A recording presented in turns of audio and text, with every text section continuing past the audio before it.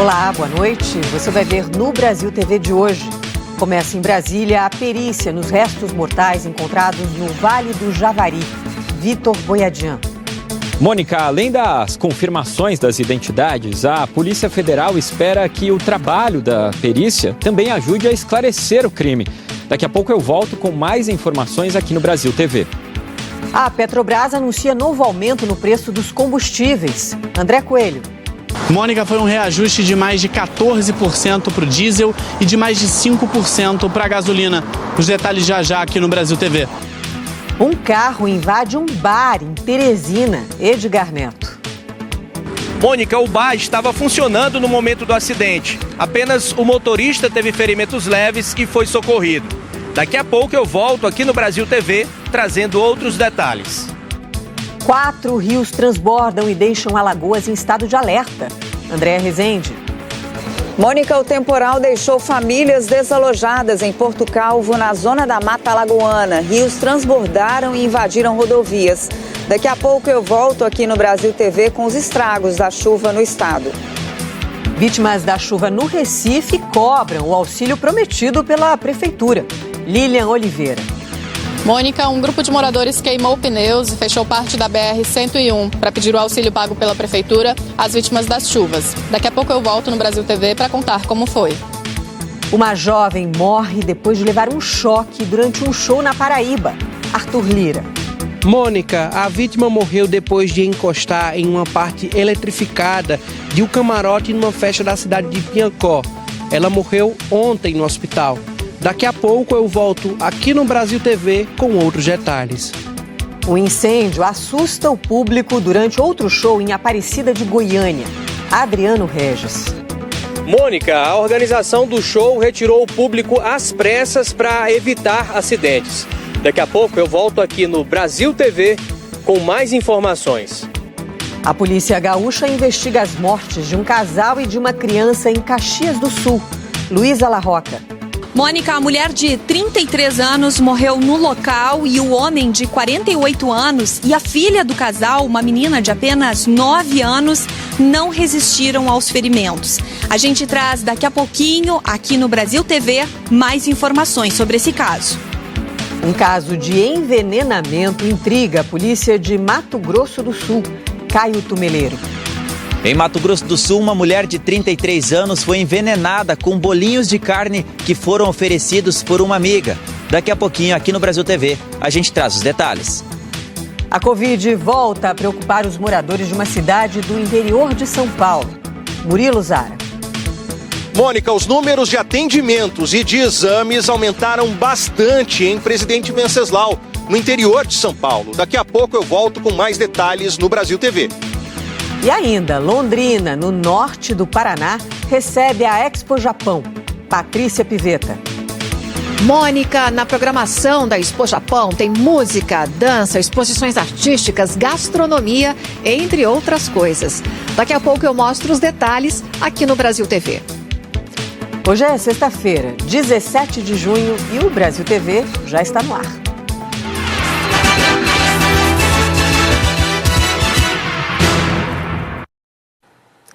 A gente abre o Brasil TV falando das mortes do indigenista Bruno Pereira e do jornalista britânico Dom Phillips. Começou hoje em Brasília a perícia dos restos mortais encontrados no Vale do Javari, no Amazonas. O Vitor Boiadian tem as informações. Oi, Mônica. A perícia já foi iniciada aqui no Instituto de Criminalística, que fica na sede da Superintendência da Polícia Federal em Brasília. As perícias são sobre os restos mortais que chegaram à capital federal na noite da quinta-feira. E os trabalhos podem se estender até a próxima semana, já que é o tempo necessário para a conclusão de exames de DNA. Mas antes mesmo disso, os peritos já podem trazer algumas conclusões com a comparação de arcada dentária, por exemplo. Esse tipo de material ele precisa ser fornecido pelos familiares das vítimas. E a informação que nós temos é que a família do jornalista britânico Dom Phillips já colaborou com a perícia, trazendo algum material que possa ser usado nesse trabalho de perícia. Então, os trabalhos começaram nesta sexta-feira. A qualquer momento podemos ter mais informações a respeito do que os peritos vão obtendo, enquanto as investigações também prosseguem no local do crime. De volta com você aí no Brasil TV, Mônica. E no Amazonas, a Força Tarefa retomou as buscas à embarcação usada pelo indigenista e pelo jornalista britânico quando eles desapareceram. O José Carlos Amorim acompanha. Oi, Mônica. A Polícia Federal informou que, além dos 2 presos suspeitos desse crime, há a possibilidade de novas pessoas também terem participado e, por isso, não descarta a possibilidade de novas prisões. A PF destacou ainda que os 2 agiram sozinhos, que não há indícios de participação de mandantes ou de crime organizado. Hoje, as buscas pela embarcação no rio Itaquaí continuaram. Vamos relembrar que na última quarta-feira, além dos corpos terem sido encontrados, a polícia também estava procurando a embarcação que o Bruno e o Dom estavam. O suspeito desse crime, o Amarildo da Costa, ele falou que a embarcação tinha sido afundada, que ele tinha removido o motor do barco, jogado no rio e colocado sacos de barro para que a embarcação afundasse. A Polícia Federal voltou então ontem no local onde foi apontado pelo suspeito, mas não conseguiu encontrar essa embarcação. Eles ficaram cerca de 7 horas procurando num perímetro de 12 quilômetros, mas a embarcação não foi encontrada. Hoje eles retomaram essas buscas, inclusive com um equipamento conhecido como garateia, que são vários anzóis com vários pedaços de corda que passam no leito do rio para tentar encontrar algum vestígio de embarcação ou algo que possa trazer mais materialidade para esse caso. A embarcação do Bruno e do Dom também vão ajudar na causa judicial, na parte da justiça e também vão fazer parte da investigação. Volto com você, Mônica. E você vai ver a cobertura completa desse caso logo mais no Jornal Nacional.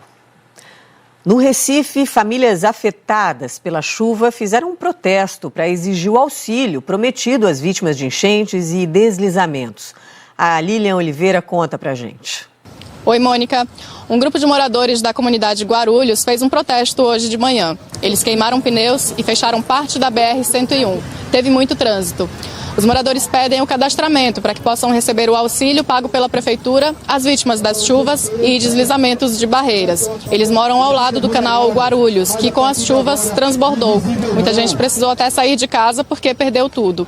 Em nota, a Prefeitura do Recife diz que tem enviado equipes para fazer o levantamento dos danos das pessoas que foram prejudicadas pelas chuvas. O estado de Alagoas está em alerta por causa das chuvas. A cidade de Porto Calvo ficou debaixo d'água depois que 4 rios transbordaram. Quem traz as informações é a Andréa Rezende. Oi, Mônica. As chuvas continuam castigando Alagoas, situação que já dura 3 semanas. Hoje, aqui em Maceió, vários pontos de alagamentos foram registrados. Algumas casas também não resistiram ao volume e as paredes racharam. Por causa da cheia de rios, o estado segue em alerta. Em Porto Calvo, na zona da Mata Alagoana, os rios Comandatuba, Manguaba e Mucaitá transbordaram com fortes temporais. A água invadiu ruas e casas e deixou famílias desalojadas, que estão em abrigos cedidos pela prefeitura. Além da área urbana, na zona rural também foram registrados alagamentos. Alguns povoados estão ilhados. O tráfego na L105 e na L465, rodovias que dão acesso ao município, também foi prejudicado com as inundações. Uma ponte ficou coberta pela água. Em Jacuípe, que fica na mesma região, o rio transbordou. O Brasil TV mostrou ontem, apesar do nível ter baixado um pouco hoje, algumas ruas ainda continuam alagadas. Hoje são mais de 15 mil pessoas desabrigadas e desalojadas e 4 mortes por consequência das chuvas. Mônica. E uma mulher morreu depois de levar um choque no camarote de um show no sertão da Paraíba. O Arthur Lira tem os detalhes. Oi, Mônica. Esse caso aconteceu na cidade de Piancó, no sertão aqui da Paraíba. Foi durante a festa do padroeiro da cidade, Santo Antônio. No último dia 11 isso aconteceu. A vítima, Débora Fernanda da Silva, estava nessa festa e sofreu uma descarga elétrica depois de encostar em uma estrutura que estava eletrificada no camarote do evento. Essa jovem inicialmente foi socorrida e encaminhada para o Hospital Regional de Piancó, mas devido à gravidade do caso, no último dia 15, ela foi transferida para o Hospital de Emergência e Trauma de Campina Grande. Ontem à noite foi confirmado um quadro de morte encefálica e, numa atitude muito nobre, a família autorizou a doação de órgãos por parte dessa jovem. O caso está sendo apurado. Em nota, a Prefeitura de Piancó comunicou que toda a instalação do evento seguiu os padrões recomendados, mas que vai apurar qual fiação provocou essa situação. Débora deixa uma filha de 2 anos de idade. Volto com você, Mônica Teixeira. Que absurdo, né? E o incêndio assustou o público durante um show na região metropolitana de Goiânia. O Adriano Regis conta pra gente. Olá, Mônica. O show do DJ Pedro Sampaio foi interrompido depois que a decoração do palco pegou fogo. Isso aconteceu em Aparecida de Goiânia, na região metropolitana da capital. O incêndio aconteceu no Inter, o maior evento universitário do Centro-Oeste. Isso foi na madrugada dessa sexta-feira. Segundo o artista, ninguém se machucou. Nas redes sociais, internautas comentaram que a organização do evento evacuou o espaço de festas enquanto as chamas eram controladas. Mas o show retornou logo em seguida. Antes de Pedro Sampaio, já tinham se apresentado a dupla Hugo e Guilherme e o cantor Dilcinho. Depois do controle do fogo, o DJ cantou no meio dos fãs. O artista até postou vídeos onde o público aparece vibrando enquanto ele se apresentava. Mônica Teixeira, é com você no estúdio. No Tocantins, um homem morreu no desabamento de uma torre de internet. O Rafael Ishibashi tem as informações. Oi, Mônica. Esse desabamento aconteceu no momento em que 2 técnicos estavam fazendo a desmontagem dessa torre. Esse equipamento ele enviava o sinal de internet para os moradores de Colinas do Tocantins, mas então toda a estrutura acabou desabando e os 2 homens caíram de 6 metros de altura. Eles chegaram a ser socorridos, mas um deles teve uma parada cardíaca no hospital e acabou não resistindo. Ele foi identificado como Marcos Hamilton Fernandes Damascena e o enterro dele foi agora há pouco, no fim da tarde.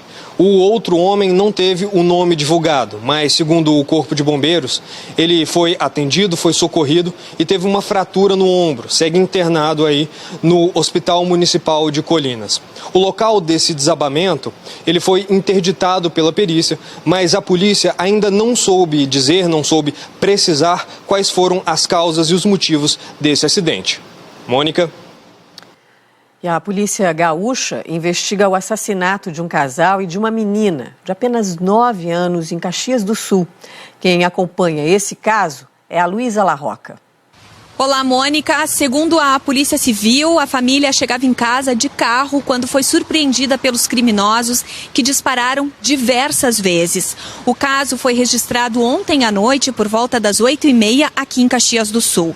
A mulher de 33 anos morreu no local. O homem de 48 chegou a ser socorrido, mas morreu antes de dar entrada no hospital. E a filha do casal, uma menina de apenas 9 anos de idade, também não resistiu aos ferimentos. O delegado que investiga o caso acredita que a motivação do crime seja uma briga entre famílias. Ele explicou que a família morta ontem à noite já havia sido vítima de um ataque a tiros na mesma casa no ano passado. Na ocasião, outro filho do casal, um menino de apenas 10 anos, que estava próximo a uma janela, acabou atingido e morto. Como retaliação de lá para cá, outros ataques a tiros terminaram em morte em pelo menos 2 ocasiões aqui em Caxias do Sul. Em um dos casos, mãe e filho foram mortos dentro de casa e no outro, um homem foi morto enquanto participava de um culto. A Polícia Civil diz que concluiu um inquérito sobre os casos e que os prováveis mandantes do crime de ontem, que resultou na morte da família, estão presos e que eles teriam dado uma ordem para a execução de dentro da cadeia. A polícia agora trabalha para identificar quem cumpriu a ordem de matar a família. Até o momento, ninguém foi preso. Que brutalidade, né? Em Mato Grosso do Sul, uma mulher foi envenenada com bolinhos de carne oferecidos por uma amiga. O Caio Tumeleiro tem mais detalhes dessa história. Oi, Mônica, o caso foi em Ponta Porã, na fronteira com o Paraguai. Segundo a polícia, a suspeita de 29 anos teria levado o alimento para a amiga comer. Após o consumo, a vítima teve uma parada cardiorrespiratória e precisou ser socorrida até o hospital da cidade. O médico responsável pelo atendimento constatou o envenenamento e a mulher passou por uma lavagem gástrica. Ainda conforme o registro policial, após receber alta do hospital, a vítima encontrou a casa destruída. Lá também estava a suspeita com uma arma de fogo. A autora deixou o local levando pertences da vítima. Em depoimento para a polícia, a mulher disse que não furtou os bens e teria levado para que ninguém roubasse. A autora também alegou que não ofereceu comida para a vítima. A polícia segue investigando. Volto contigo, Mônica. Uma jovem morreu depois de levar um tiro acidental da arma do irmão, que é policial civil, em Botucatu, no interior de São Paulo. Segundo o delegado responsável pela investigação, a jovem morreu depois de ser atingida na região do pescoço por um disparo de arma de fogo do irmão, que é policial civil. De acordo com o boletim de ocorrência, ele teria pedido para a irmã filmar com o celular enquanto limpava a pistola quando a arma disparou acidentalmente. Ainda segundo o delegado que acompanha o caso, o policial de 28 anos teria terminado há pouco tempo a Academia de Polícia Civil em São Paulo. Durante o depoimento, o policial Leonardo Matheus Carmelo, irmão da vítima, admitiu ter ingerido bebida alcoólica antes de manusear a arma. O laudo pericial do IML confirmou que ele estava sob efeito de álcool no momento do disparo. Familiares e amigos passaram o dia neste complexo funerário de Botucatu, onde o corpo de Maria Vitória Carmelo, de 18 anos, foi velado. Volto com você, Mônica Teixeira. Ainda no interior de São Paulo, a Covid voltou a preocupar os moradores da cidade de Presidente Venceslau. A procura por atendimento médico aumentou 300%, como mostra o Murilo Zara. Pois é, Mônica, se a preocupação anteriormente era com a dengue, que chegou a provocar mortes, agora a Presidente Venceslau está intensificando de novo os cuidados em relação à Covid. A busca por atendimentos aumentou bastante nas últimas semanas, cerca de 350% só em junho. Nas últimas semanas, a Prefeitura fez mais de 600 testes em pessoas que apresentavam sintomas gripais e eram consideradas casos suspeitos. O município voltou a exigir o uso de máscara em locais fechados e está incentivando os moradores a se vacinar, já que a procura pelas doses de reforço anda baixa. As vacinas estão à disposição, nós temos um índice baixo, estou falando em termos de estado ou de Brasil, e isso é necessário que a gente atinja, e o nosso alvo é 95%. Então a gente precisa procurar o centro de saúde, vir tomar sua vacina, ter os cuidados essenciais. Desde o começo da pandemia, Presidente Venceslau, que tem 39 mil habitantes, registrou 131 mortes e quase 8.100 casos de Covid. É com você, Mônica. É fundamental procurar os postos e tomar a dose de reforço, né? E o Acre criou um comitê para tentar frear o aumento de casos suspeitos de Covid. A Sâmia Roberta traz os detalhes para a gente. Oi, Mônica. O governo do Acre anunciou a criação de um comitê para acompanhar os casos graves de gripe entre crianças aqui no Acre. Esse comitê deve se reunir a cada 15 dias e a ideia é descobrir a origem dessa doença e a evolução entre crianças de 0 a 5 anos de idade. Até a última terça-feira, a Secretaria de Saúde tinha confirmado a morte de 10 crianças em menos de 2 meses. E esse aumento do número de casos expôs a falta de estrutura dos hospitais aqui do estado do Acre. Por isso, o governo do Acre resolveu transferir toda a estrutura do Hospital da Criança para o antigo hospital de campanha. Além disso, aumentou de 9 para 20 o número de leitos de UTI. A Secretaria de Educação confirmou também a suspensão de mais uma semana das aulas na rede municipal de ensino. Mônica, é com você. A seguir, a Petrobras anuncia novo aumento no preço dos combustíveis. André Coelho. Mônica, foi um reajuste de mais de 14% para o diesel e de mais de 5% para a gasolina. Os detalhes já aqui no Brasil TV. E Londrina, no norte do Paraná, recebe a Expo Japão. Patrícia Pivetta. Mônica, na programação da Expo Japão tem música, dança, exposições artísticas, gastronomia, entre outras coisas. Daqui a pouco eu mostro os detalhes aqui no Brasil TV.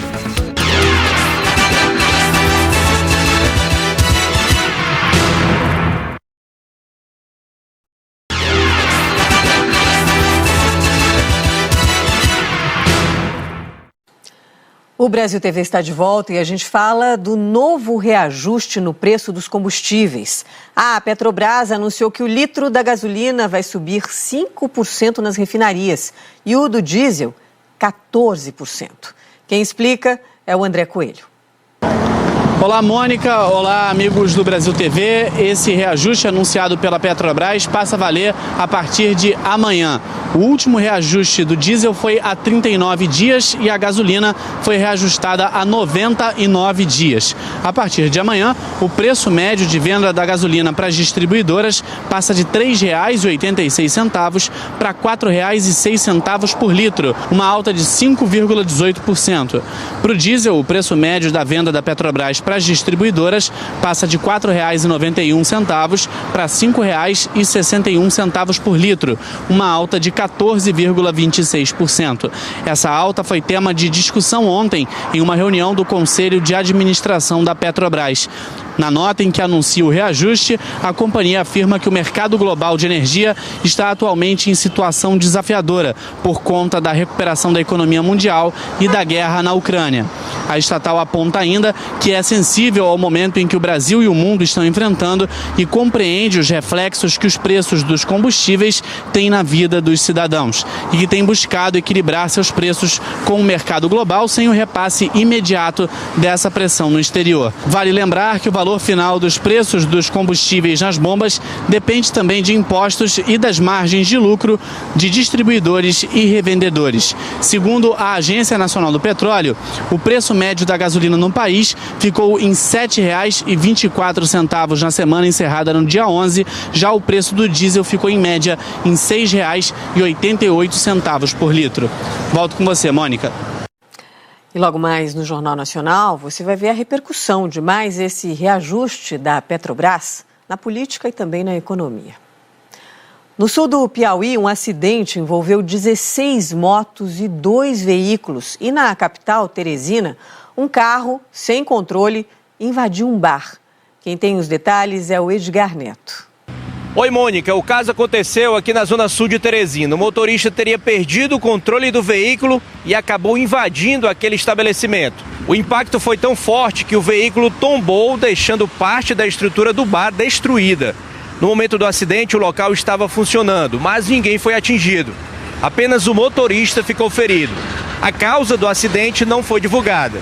E na manhã de hoje, um outro acidente, dessa vez na cidade de Picos, que fica a 300 quilômetros de Teresina, envolveu um grande número de veículos. O motorista perdeu o controle da direção do carro que dirigia e colidiu com outros 2 carros e 16 motocicletas, que estavam estacionadas em frente a uma escola. Apesar da quantidade de veículos envolvidos, ninguém ficou ferido. E as causas desse acidente também serão investigadas. Mônica Teixeira. Belo Horizonte recebe a 2ª edição do Circuito Cultural da Pampulha, com várias atrações de graça. E quem conta é a Larissa Carvalho. Oi, Mônica, o estacionamento do Mineirão tá assim hoje, olha, preparadinho para receber 15 atrações culturais. São 5 hoje, 10 amanhã, no Circuito Cultural Pampulha. Vai ter muito espetáculo bacana, circo, teatro, dança e showzaço também. O Léo Horta é o organizador. Léo, amanhã vocês estão fechando com uma grande atração. Grande atração. Vamos fechar amanhã com o Zé Cabaleiro no Mega Show. Vamos ter também hip hop, blues. Vai ser uma grade bem interessante. Ô, Léo, o que eu achei muito massa no Circuito Cultural Pampulha é que vocês valorizam muito, além dos grandes espetáculos, dos grandes artistas, também a comunidade local, né? Os produtores de arte locais. Sim, o projeto é pautado na intercambiabilidade. Nós sempre propusemos de trazer esses artistas que estão na periferia da Pampulha, na periferia da Zona Norte de Belo Horizonte, e convidar junto com essa line desses artistas locais, uns artistas nacionais, para que a gente jogue foco nisso e consiga criar essa intercambiabilidade, podendo proporcionar mais mais acesso aos artistas locais. Então hoje é tudo de graça, é só retirar o ingresso pela internet ou aqui na porta mesmo. Amanhã custa R$ 30,00, 15,6. De Belo Horizonte, Larissa Carvalho para o Brasil TV. A Expo Japão voltou a Londrina, no Paraná, depois de 2 anos suspensa por causa da pandemia. A Patrícia Pivetta mostra o que o visitante pode encontrar na exposição. Olá, Mônica. Pensa numa festa boa com muita cultura oriental e músicas típicas. É o que está rolando na Expo Japão neste fim de semana prolongado aqui em Londrina, norte do Paraná. Nós demos um pulinho lá ontem à noite. O espaço está todo decorado. Praticamente todas as mesas ocupadas e o pessoal saboreando as comidas mais tradicionais do Japão, como o sukiyaki, uma mistura de macarrão com carne e legumes. É um dos pratos mais procurados. Para quem exagera nas calorias, não tem problema. A todo momento, uma dança oriental, ainda que mais tranquila, coloca o público em círculo, fazendo passos coreografados. E aí não importa a idade, todo mundo dança junto.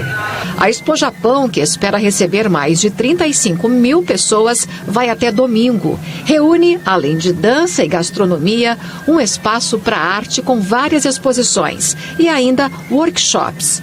Esta festa não era realizada há 2 anos por causa da pandemia e só ocorre graças à ajuda de muitos voluntários, pelo menos 200, que não medem esforços para agradar o público. Mônica Teixeira, é festa animada, viu? Que bom! O Brasil TV fica por aqui. Uma ótima noite para você. Aproveite seu fim de semana. Tchau.